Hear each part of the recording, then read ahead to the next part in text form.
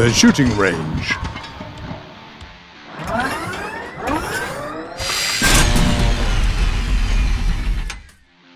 In this episode, Pages of History, the peculiar diet of the Luftwaffe pilots. Due to popular demand, the Gentleman's Guide to Winning is back.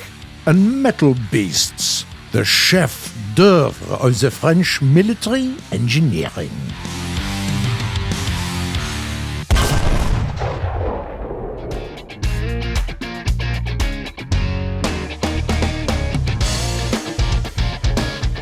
Listen, do you hear it? The low, noble roar of a great engine? Say hi to the most prestigious French armored car, the Citroën Kégresse P7T. Super clean, classic design of the headlights and the radiator grille, smooth curves of the hull, a comfortable open cab, and the great combination of all natural wood and wonderfully modest 3mm steel. Perfection. Interested in superior firepower? We got you covered. The P7T comes equipped with 4 high-caliber Hotchkiss machine guns. Next to them, there's a stylish ammo box, perfect for quick reloads. In the rear side of the vehicle, there is also some room for additional ammo. A great feature if you're in for a grueling, all-out battle. The car is powered by an amazing 28-horsepower engine.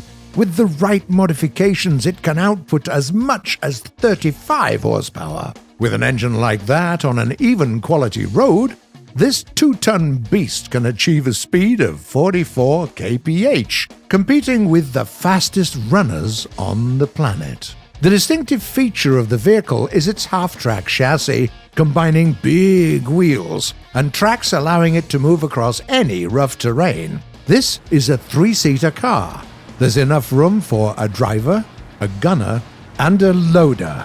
Staying true to the most progressive democratic ideas of the time, the creators of the vehicle made a conscious choice to eliminate the role of the commander. Crew members make all decisions together by direct voting.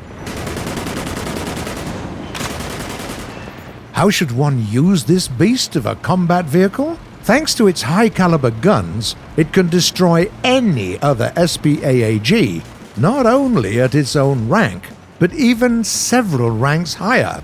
Due to its high rate of fire, it takes the P7T mere seconds to mow down a Soviet ZSU-37, even though its BR is 4 times higher. Amazing. It goes without saying that at its own BR, this vehicle is perfectly capable of dealing with tanks as well. For instance, in a head-on engagement, it can easily wreck the Japanese Ha-Go, the British Tetrarch, and the 16-ton PZ-3B. Aircraft? Easy. Not even the top helicopter sitting at BR-10 can survive the burst from our fearsome quad gun. Furthermore, the unique design of the vehicle provides you with the unique tactical option of pretending to be some farm machinery, which is great for setting ambushes. This way, you can engage even top-level tanks. If you catch them off guard, you have a fighter's chance of destroying them with a burst to the sides. If that fails, you might at least seriously freak them out, which is something that your allies can capitalize on. Keep in mind that the P7T is no doomsday weapon, though. It has its weak spots, like the natural skin that covers the entirety of all of your 3 crew members. Unfortunately, it's incapable of withstanding blast waves or stopping any shells at these ranks. This car favors players that enjoy deliberate, slow-paced gameplay, which suits the somber elegance of this great French vehicle.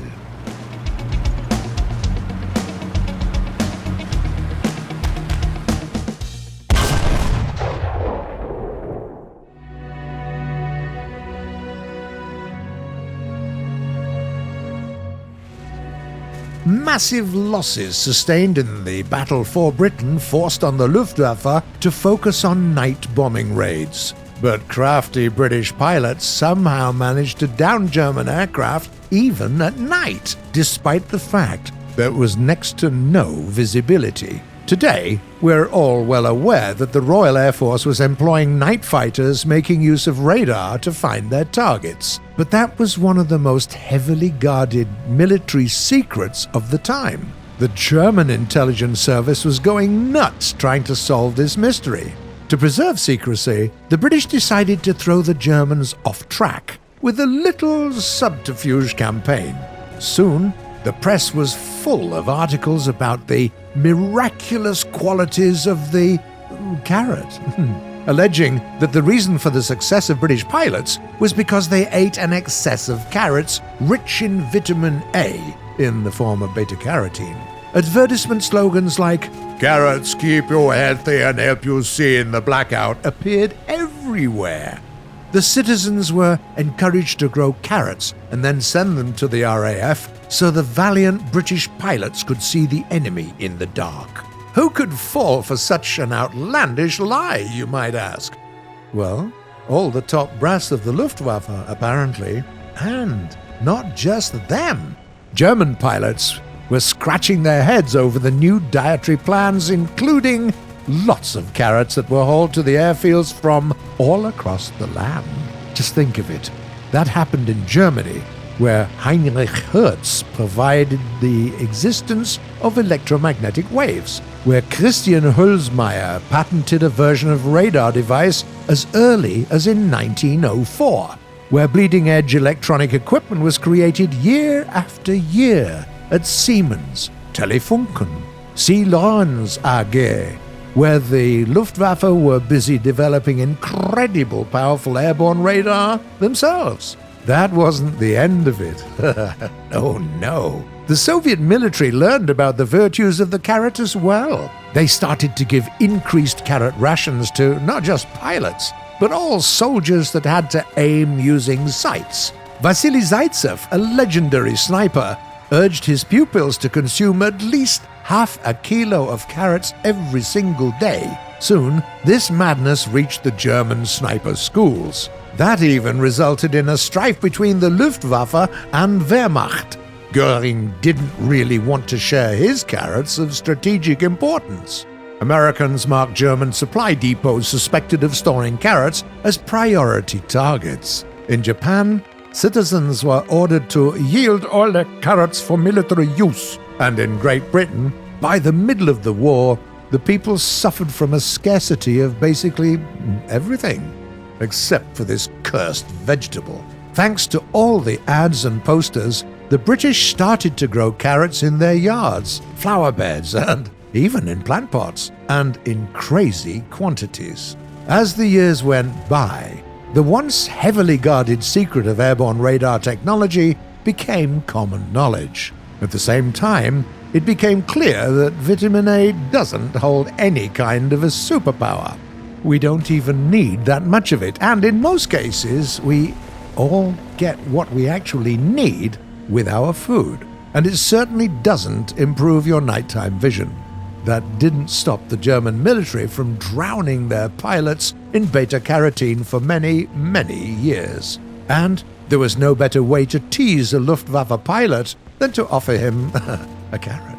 Even now, you shouldn't be too surprised if you see ads for new amazing carrot diets based on research conducted by British scientists. That's how a military subterfuge campaign created one of the most pervasive medical myths ever.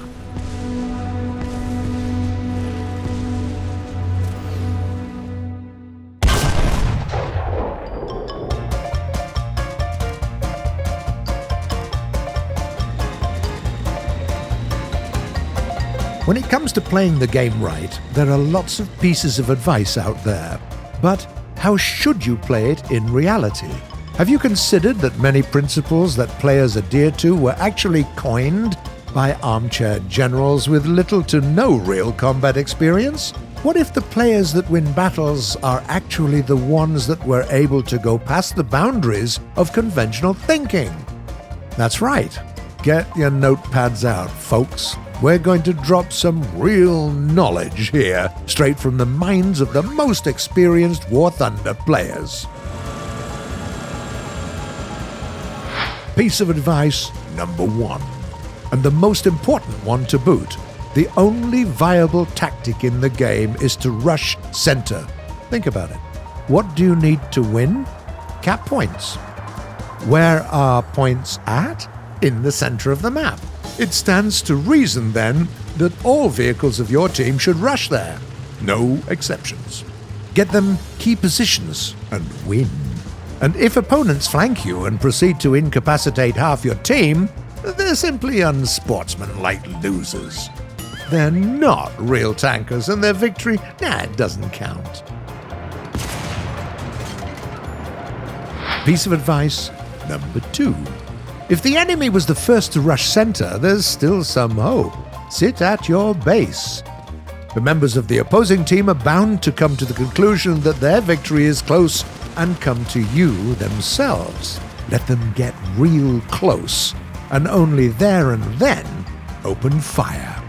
Your valiant counterattack will come as a complete surprise to enemy forces. And if by that point your team loses because of the ticket loss, that's okay. You'll get a frag or two after all. That's all that matters. Piece of advice number 3. Did you know that when they build tanks, they leave small gaps between armor plates? That's unfortunately an inherent part of the assembly process. That's why you have to settle your armor a bit before going to battle to maximize protection. When in the field, you can put all the plates in place with one solid ram to the side of the vehicle. Help your teammates by ramming them. And don't forget to say thanks to the others. Now you know why they're doing that. Piece of advice number 4. Smokes. Not cigarettes. Engineers put all those smoke launchers on your tanks for a reason. But inexperienced players often get to the end of a battle without exhausting even half of their smokes. That's wrong. There's no such thing as too much smoke. See, the Allies scored a good hit on that enemy vehicle? Cover it in smoke ASAP. Yeah, it might make it more difficult for you, Ally, to shoot. But we do it for a big hit to enemy morale. It could demoralize the whole crew. They might even suffocate. Who knows? Piece of advice number 5. Always pack as much ammo as you can. This way, you'll never run out of ammo. Also, as a bonus, if you get hit, you won't have to waste time repairing your vehicle and extinguishing fires. You'll be promptly sent to the hangar instead. Neat, right? You can get into your next fight much, much quicker then.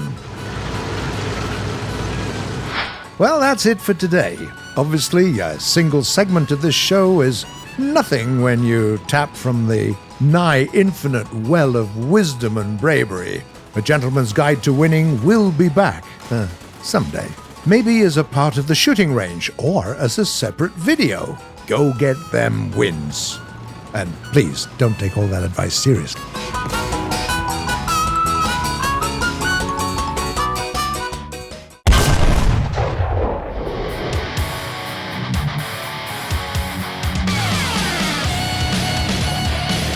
Rizal Fadila Gustav wrote, I love that you guys make a special scenario battle for pages of history. Thanks. It's really nice to know that you appreciate our efforts because, well, it's quite probable it's the toughest part of the shooting range. And that's not because of the time machine. We've ironed out almost all the kinks already, so our researchers and time travelers don't go bald anymore. It's mostly because we have to spend a lot of time and resources training our researchers to operate aircraft and tanks and speak a few dozen languages. We don't want them to get caught somewhere in Tunisia in 1943, do we? But what can you do? We want to give you the most realistic reconstruction of actual events, after all. Gotta go there, right? Then there is a question from the Danish boy. Can you explain why so many Soviet tanks have a chunk of wood on? Well, you gotta put your chunk of wood somewhere. Seriously though, for many of these tankers, that was a source of pride, one of their most prized possessions. It's only natural that they wanted to keep it there for a while for the whole world to see, so that others could compare it with their chunks of wood. It was a very important part of socialization in the military at that time. Landon the Gamer sent us a message saying, "April Fool's event is coming soon. Anyone else excited?" April Fools? Never heard of it. A player called Colbreno asks, "Why do you hate the Royal Navy so much?" I will sing a song. When I was young and scarce 18, I drove a roaring trade, and many a sly trick I have played on many a pretty maid. My parents found this would not do. I soon would spend their store. So they resolved that I should go on board a man of war. Well, that's it for today. That was the Shooting Range by Gaijin Entertainment. Come on, subscribe to the channel. Click on that bell and leave likes and comments below. Try to have a healthy diet, sleep well, and be happy even in the times of strife. Toodaloo.